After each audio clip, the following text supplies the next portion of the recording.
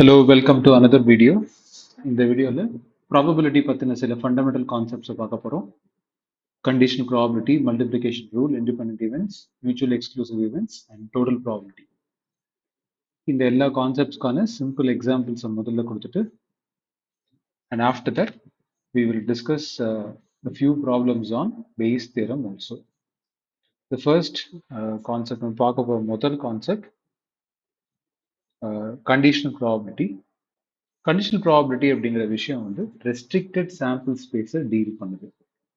Basic definitions of probability நீங்கள் படிச்சிருப்பீங்க. N of A by N of S அப்படிங்கிறது தான் பி ஆஃப் ஏ. இதில் என் ஆஃப் எஸ்ங்கிறது total sample space, N of ஏங்கிறது நம்பர் ஆஃப் ஃபேவரபிள் அவுட்கம்ஸ். இந்த ரெண்டுத்தோட ரேஷியோ தான் probability of the event A happen. But இது ஆர்டினரி காமன் ப்ராபபிலிட்டி. நம்ம இன்னைக்கு ஃபர்ஸ்ட் டிஸ்கஸ் பண்ண போகிறது கண்டிஷனல் ப்ராபபிலிட்டி. கண்டிஷனல் ப்ராபபிலிட்டியில் நம்ம ஒரு ஈவெண்ட்டோடைய சாம்பிள் ஸ்பேஸை ரெஸ்ட்ரிக்ட் பண்ணுறோம். அதுக்கான டெஃபினேஷன் உங்கள் ஸ்க்ரீனில் இருக்கு. Let A and B denote two events such that P of A and P of B are not equal to 0. Then the event A given B, A given B ன்னு சொல்றோம், A by B இல்ல, A given B. A given B எது denote பண்ணுதுன்னா the occurrence of event A given that event B has already happened. So ரெண்டாவது event முன்னாடியே நடந்துட்டுது அப்படிங்கிறதுக்கான confirmation நமக்கு இருக்கும்போது அந்த கன்ஃபர்மேஷன் ஈவெண்ட் ஏயோட அக்கரன்ஸை எப்படி அஃபெக்ட் பண்ணுது அப்படிங்கிறத டிஸ்கஸ் பண்ணுறது தான் கண்டிஷனல் ப்ராபபிலிட்டி. இதை தான் நான் முன்னாடி சொன்னேன், ஈவெண்ட் ஏயோட சாம்பிள் ஸ்பேஸ் ரெஸ்ட்ரிக்ட் ஆக போகுது அப்படின்னு. It is not n of A by N of S anymore, it is slightly changed. இது ஒரு எக்ஸாம்பிள் மூலமா எக்ஸ்பிளைன் பண்ணலாம். We consider the experiment of drawing a single card from a well-shuffled pack of 52 cards. Pack of cards உங்களுக்கு தெரிஞ்சிருக்கும். 4 types: clubs, diamonds, hearts and spades. கிளப்ஸும் ஸ்பேட்ஸும் black colour, டைமண்ட்ஸும் ஹார்ட்ஸும் ரெட் கலர். ஒவ்வொரு டைப்லையும் 13 கார்ட்ஸ் இருக்கும். Numbers from 2 to 10 and face value cards: ace, king, queen and jack.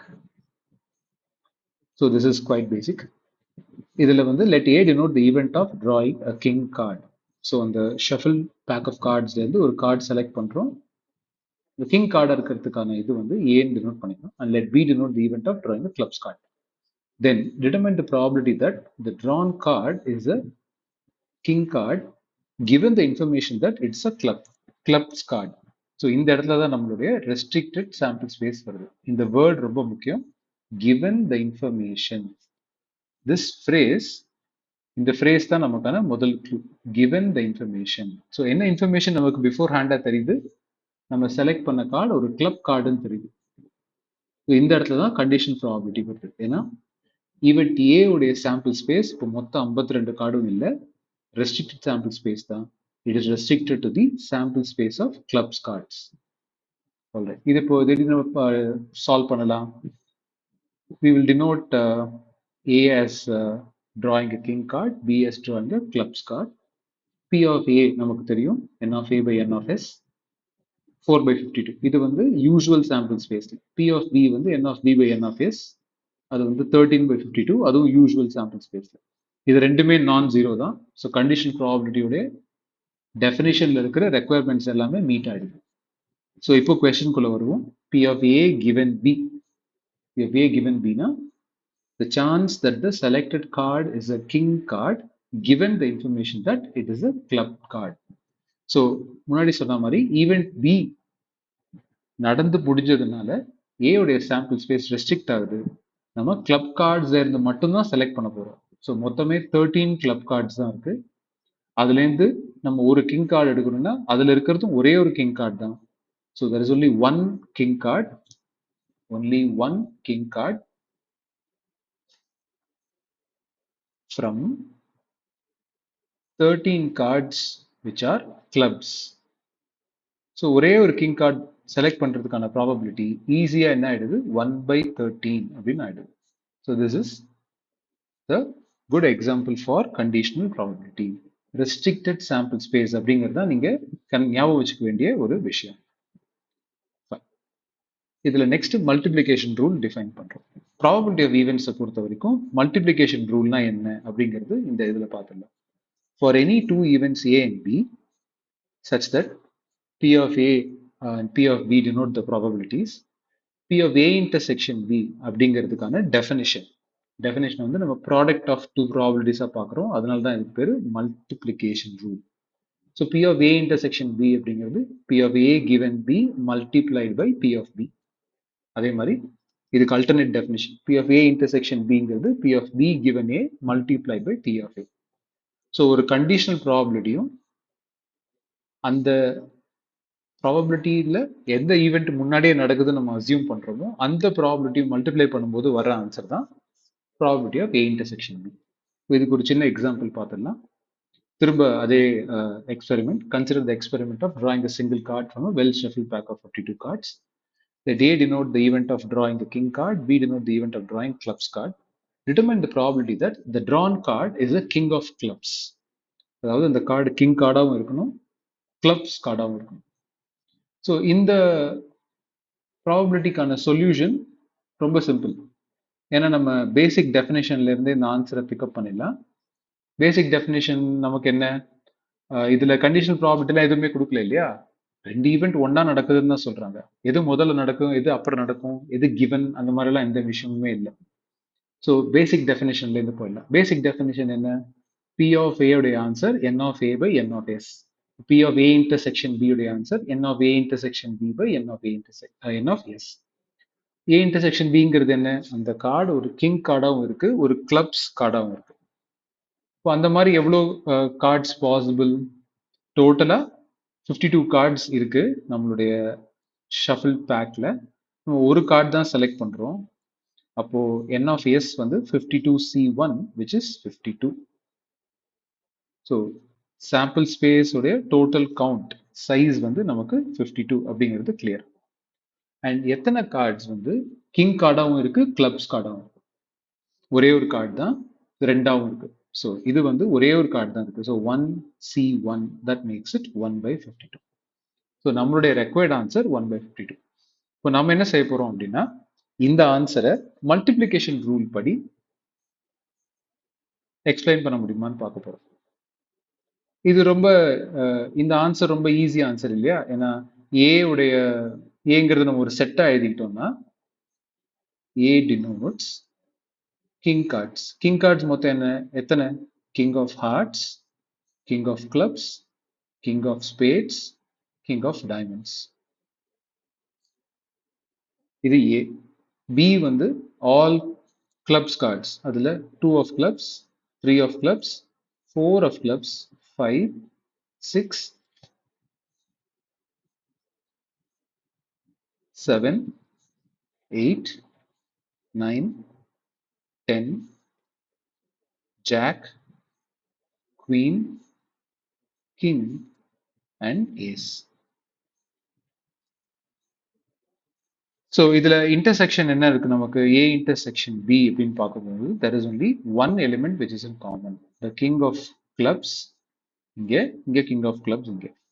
So the intersection of A intersection B is only one element which is king of clubs.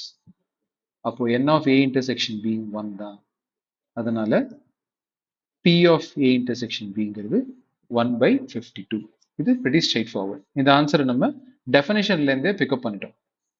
நான் next சொல்ல போகிறது என்ன அப்படின்னா, இந்த ஆன்சரை நம்ம மல்டிப்ளிகேஷன் ரூல் வழியாக understand பண்ணிட்டோம் அப்படின்னா கண்டிஷன் ப்ராபபிலிட்டியும் புரிஞ்சிடும், மல்டிப்ளிகேஷன் ரூலும் புரிஞ்சிடும்.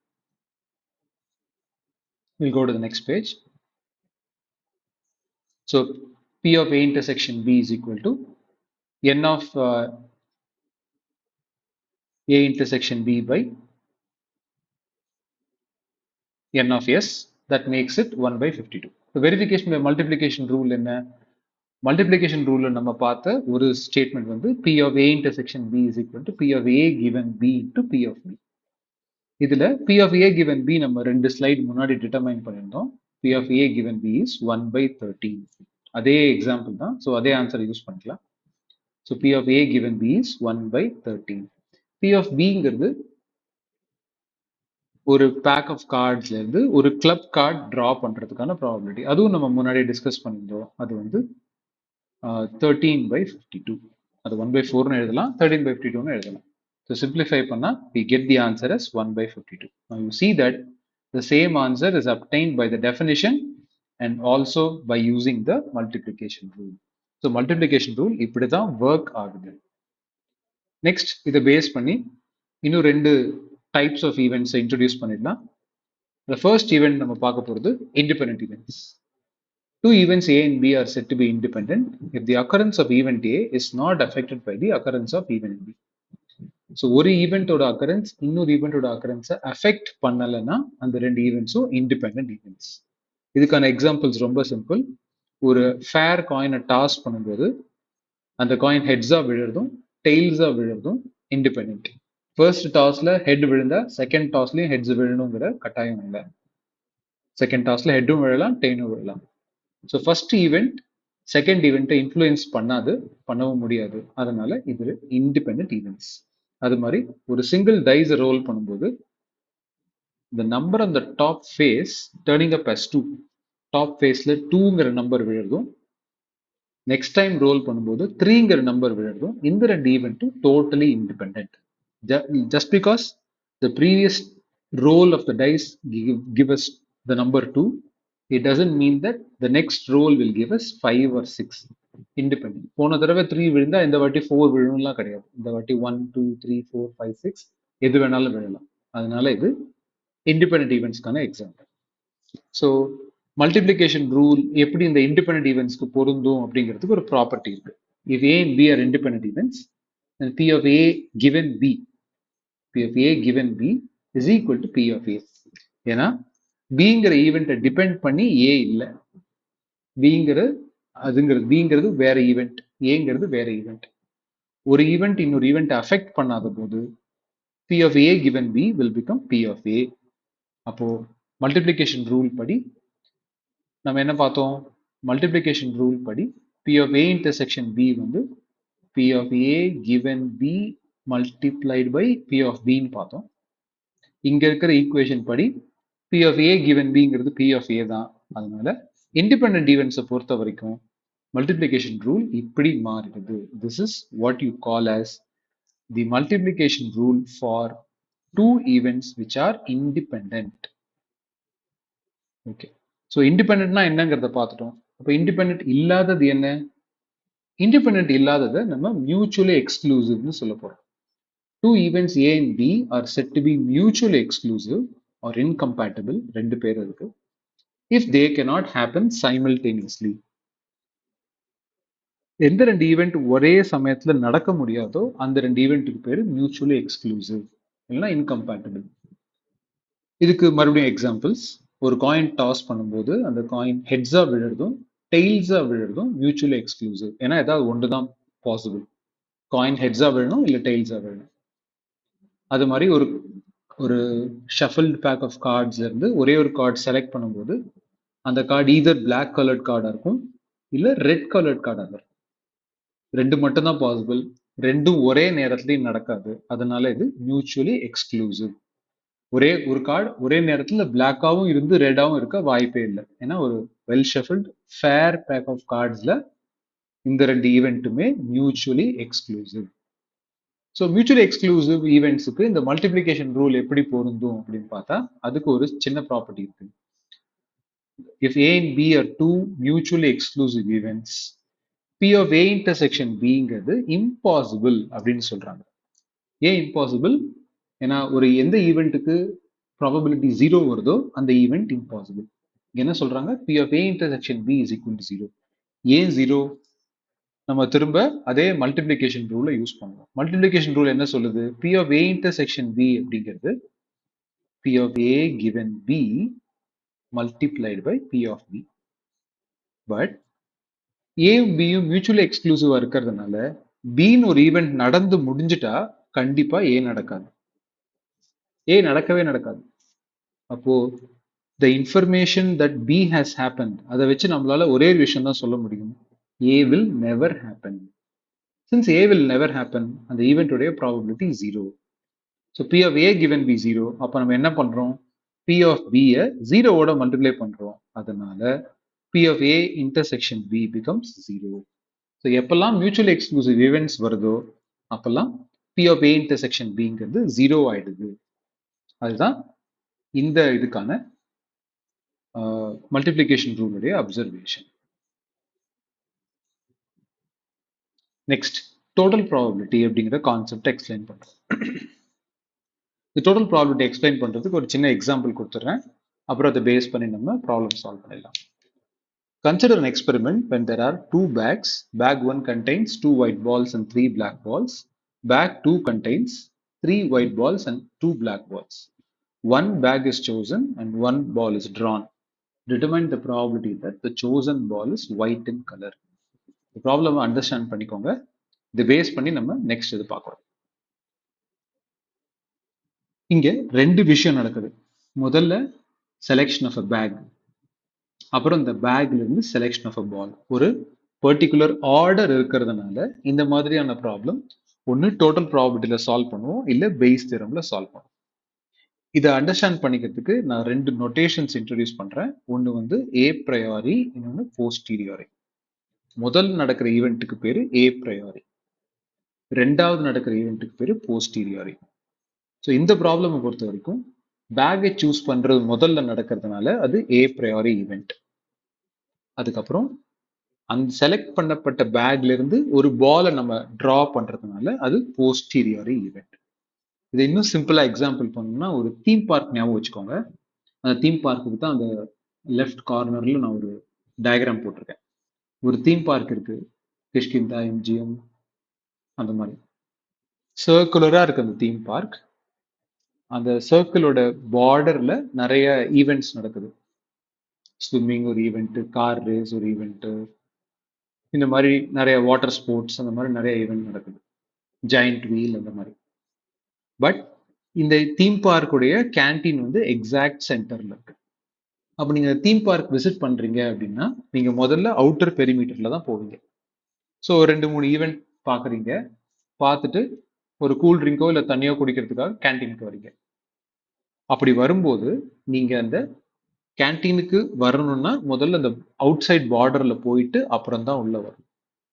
ஸோ நீங்க பார்டருக்குள்ள வர்றது ஏ ப்ரையாரி ஈவெண்ட், பார்டருக்குள்ள இருந்து ஏதாவது ஒரு ரோடை பிக் பண்ணி உள்ள வருது போஸ்டீரியாரி ஈவெண்ட். ஸோ எது முதல்ல நடக்கும் அப்படிங்கிறதுக்கு நம்ம கிளியரா ஒரு ஐடியா இருக்கு. இந்த தீம் பார்க்குள்ள இருக்கிற கேன்டீனை நீங்க ஆக்சஸ் பண்ணணும்னா முதல்ல பார்டர்ல இருக்கிற ஒரு இடத்துக்கு போயிட்டு அங்கிருந்து ஒரு ரோடை சூஸ் பண்ணி தான் நீங்க உள்ள வர முடியும். ஸோ கேன்டீனுக்கு ரீச் ஆகுறது அப்படிங்கிறது போஸ்டீரியர் ஈவெண்ட். பார்டர்ல இருக்கிற ஷாப்ஸ் எல்லாம் பார்க்கறதுங்கிறது ஏ ப்ரையாரி ஈவெண்ட். இந்த ஆர்டர் ரிவர்ஸே ஆகாது. டைரக்டா கேன்டீனுக்கு நீங்க போகவே முடியாது. முதல்ல பார்டர்ல இருக்கிற ஈவெண்ட்ஸ், அங்கிருந்து ஏதாவது நிறைய ரோட்ஸ் இருக்கும். இந்த இடத்துல ஒரு 8 ரோட்ஸ் இருக்கு. ஏதாவது ஒரு ரோட்ல நீங்க ஏதாவது ஒரு ரோட்ல தான் போக முடியும். ஒரு சமயத்துல ஒரு ரோடை பிக்கப் பண்ணி நீங்க கேன்டீனுக்கு போறீங்க. கேன்டீனுக்கு போய் ரீச் ஆகுறதுங்கிறது போஸ்டீரியர் ஈவெண்ட். எப்போ நமக்கு இந்த மாதிரி ரெண்டு event one after the other நடக்குதோ அப்போ நம்ம இதர் டோட்டல் ப்ராபபிலிட்டி யூஸ் பண்ணுவோம், இல்ல பேஸ் தியரம் யூஸ் பண்ணுவோம். ஸோ இந்த ப்ராப்ளம்லயும் அப்படிதான். இந்த ப்ராப்ளம்ல என்ன, பேக்ஸ் இருக்கு, ஒவ்வொரு பேக்லயும் 5 பால்ஸ் இருக்கு. முதல்ல ஒரு பேக்கை சூஸ் பண்றோம். பேக்கை சூஸ் பண்ணாதான் அதுல இருந்து ஒரு பாலை செலக்ட் பண்ண முடியும். அதனால முதல்ல பேக்கை சூஸ் பண்றோம். Selecting a bag is a priori. Once you select the bag, selecting one white ball from the bag அப்படிங்கிறது posteriori event. இந்த ஆர்டர் மாறவே மாறாது இல்லையா? ஃபர்ஸ்ட் இருக்கிறது செலக்டிங் a bag, அது a priori. நெக்ஸ்ட் இருக்கிறது செலக்டிங் a ball, அது posteriori. இப்போ இந்த ப்ராப்ளம் வருவோம்.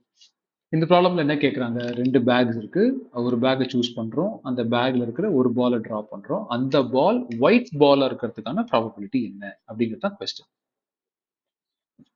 So drawing a white ball is the required answer இல்லையா?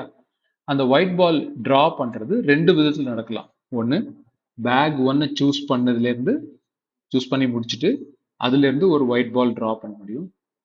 ஆர் பேக் 2-வை சூஸ் பண்ணி முடிச்சுட்டு அதுல இருந்து ஒரு ஒயிட் பால் டிரா பண்ண முடியும். அப்போ இத ஈவெண்ட்ஸ் வழியா நம்ம சிம்பிள்ஸ் வழியா ரெப்ரசென்ட் பண்ணோம்னா bag 1 is chosen and a white ball is drawn. So அண்ட்ங்கிறது வரும்போது நம்ம இன்டர்செக்ஷன் போட்டுக்கிறோம். இது ஒரு பாசிபிலிட்டி. இது இல்லாம இன்னொரு பாசிபிலிட்டி என்ன, back 2 is chosen and the white ball is drawn. இது செகண்ட் பாசிபிலிட்டி. ஸோ மறுபடியும் இங்கே and வரதுனால we write B2 intersection W. So நம்ம பேக் ஒன்னை சூஸ் பண்ணி ஒயிட் பால் எடுக்க முடியும், பேக் டூவை சூஸ் பண்ணி ஒயிட் பால் எடுக்க முடியும். இந்த either or வரதுனால ரெண்டு ப்ராபபிலிட்டியும் ஆட் பண்றோம். ஸோ இதுல நம்ம மல்டிப்ளிகேஷன் ரூல் அப்ளை பண்றோம். நெக்ஸ்ட் மல்டிப்ளிகேஷன் ரூல் என்ன சொல்லுது? whenever there is multiplication rule, நம்ம few slides முன்னாடி பார்த்தோம் இல்லையா? what does the multiplication rule say? P of A intersection B அப்படிங்கிறது எப்படி டிஃபைன் பண்றோம்? P of A given B multiplied by P of B. So conditional probability multiplied by the a priori event. முன்னாடி நடந்த event இங்க என்ன? B தான். So அதே ப்ராசஸை இங்கேயும் ஃபாலோ பண்றோம். இங்க என்ன இருக்கு பாருங்க. ஸோ ஓப்பனா எழுதிடலாம். P of B1 பேக் ஒன்னை சூஸ் பண்றதுக்கான ப்ராபபிலிட்டி ஹாஃப், பேக் டூவை சூஸ் பண்றதுக்கான ப்ராபபிலிட்டி ஹாஃப். ஏன்னா there are only two bags. Bag ஒன்ல இருந்து ஒயிட் பாலை சூஸ் பண்றதுக்கான ப்ராபபிலிட்டி 2/5. ஏன்னா பேக் ஒன்ல மொத்தம் 5 பால்ஸ் தான் இருக்கு. அதுல இருந்து நம்ம 2 பாலை டிரா பண்றோம், அதனால அது 2/5.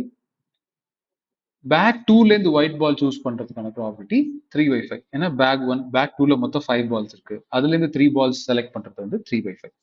இப்போ மல்டிப்ளிகேஷன் தியரம் அப்ளை பண்ணா P of P1 intersection W is P of B1 multiplied by P of W given B1.